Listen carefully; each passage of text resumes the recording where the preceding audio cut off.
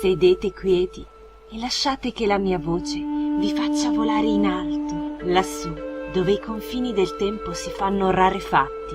Se volgete in basso lo sguardo, vi accorgerete di un vasto oceano scintillante, dove 1000 sfumature di verde e di azzurro compongono un liquido mosaico attorno a un'esotica, rigogliosa isola. Quella piccola porzione di terra emersa, inghirlandata di onde e corallo, ha un altro nome nel nostro tempo, ma all'epoca in cui la mia voce vi ha trasportati si chiamava Limuu ed era abitata dal popolo di Chumash.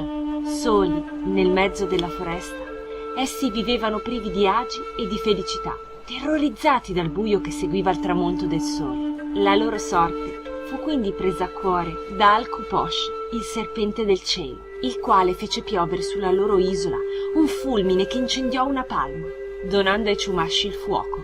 Grazie alle fiamme, gli isolani poterono vivere molto meglio. Pesci e selvaggina cotti sulle braci erano deliziosi e si mangiavano più facilmente, senza contare che il buio non faceva più così paura se c'era il fuoco ad allontanarlo. Ma soprattutto il dono del serpente del cielo fece scoprire agli isolani la gioia di potersi scaldare a un focolare e narrare storie e leggende sempre più fantastiche e appassionanti. Col passare del tempo, gli Chumash divennero sempre più attivi e chiassosi. Attorno al fuoco non solo narravano storie, ma si intrattenevano fino all'alba con danzi e canti pieni di allegria. A lungo andare, quel trambusto iniziò a dare fastidio a Utash, la madreterra, sempre più insolentita da quegli schiamazzi notturni. La dea decise che per porre fine a quel tormento doveva fare in modo che gran parte degli Chumash si recassero altrove, nell'entroterra, che a quei tempi mitici era ancora vuoto di esseri umani. Ma ciò non era cosa da poco, poiché un lungo e insidioso tratto di oceano